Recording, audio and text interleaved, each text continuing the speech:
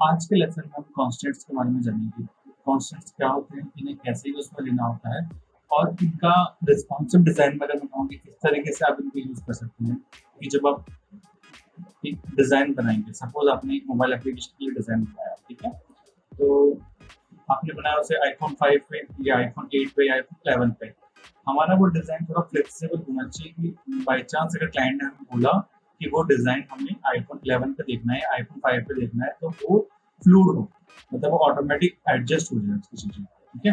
तो वही काम कॉन्स्टेंट करता है। कॉन्स्टेंट चीजों को उनकी पोजीशन फिक्स कर देता है, या फिर आप चाहें तो उसकी मदद से अपने एलिमेंट्स की शेप्स की साइज को आप स्केल करवा सकते हैं, ठीक है। तो आज के लेसन में हम यही जानेंगे कैसे कॉन्स्टेंट्स को यूज में करेंगे, ठीक है। तो हम इसे यूज करने के लिए हम एक फ्रेम क्रिएट कर लेते हैं।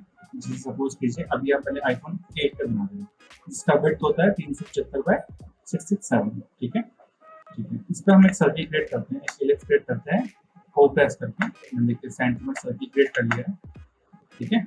अब इस सर्किल को इस फ्रेम के सेंटर में कर देते हैं, ठीक है। अब सर्किल को फ्रेम के सेंटर में करने के बाद देखिए ये लेफ्ट और टॉप में एक डॉट्स दिखा रहे हैं, ठीक है। वो क्यों दिखा रहा है, क्योंकि जिसमें कॉन्स्टेंट्स है वो लेफ्ट और टॉप में सेट है, ठीक है। अगर आप इसको राइट में और बॉटम में कर देंगे तो ये राइट और बॉटम से फिक्स हो जाएगा।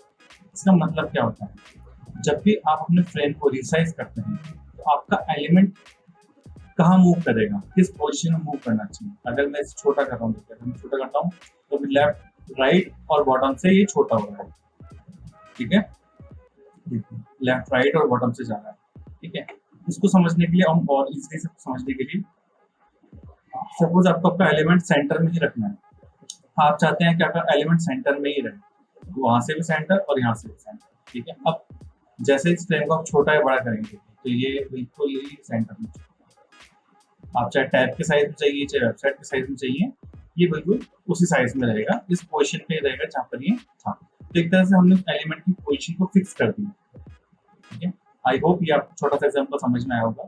अब हम इसके नेक्स्ट स्टेप पे चलते हैं, जहाँ पर आपने सपोज कीजिए आपको एक ऐप की स्टेटस बार बनानी है, ठीक है।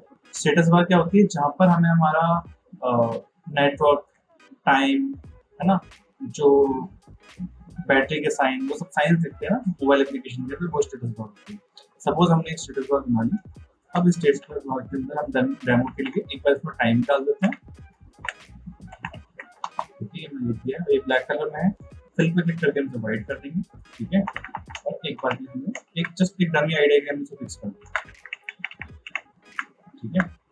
तो हमने 3 आइकन बना लिया है, एक रेक्टेंगल हो गया है, इसी शेप में हम इसे एलिप्स ले लेते हैं, एलिप्स करने के लिए हम सर्कल में घुमा भी सकते हैं, और एक हम पॉलीगन ले लेते हैं, ठीक है। उससे पहले हम इसका साइज देख लेते हैं, 8 बाय 8 का साइज है, तो हमारा पॉलीगन भी 8 बाय 8 का मिलेगा, ठीक है।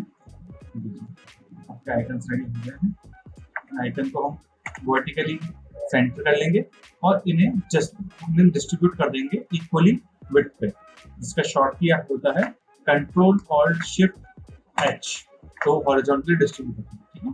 अब इसे हम ग्रुप कर देंगे, ठीक है।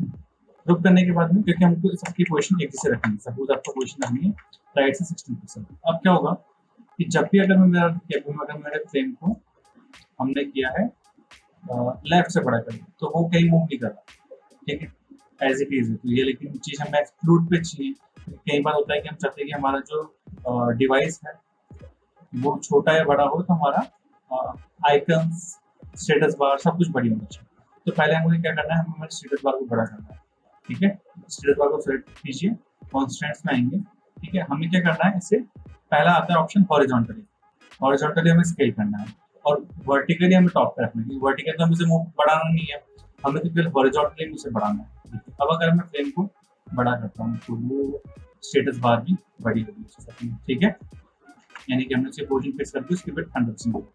अब जो हमारे आइकन्स हैं, हम चाहते हैं कि जब हमारे स्टेटस बार मूव हो तो उसी पोजीशन पे, यानी कि राइट से 16 पिक्सल पे ही हमारे आइकन की पोजीशन रहेगी, ठीक है। तो देखिए इसको हम कर देते हैं राइट और सेंटर, ठीक है। यानी कि स्टेटस बार के साथ सेंटर में नहीं रहेगा, हम इसको हमने मूव किया, राइट में जा रहा।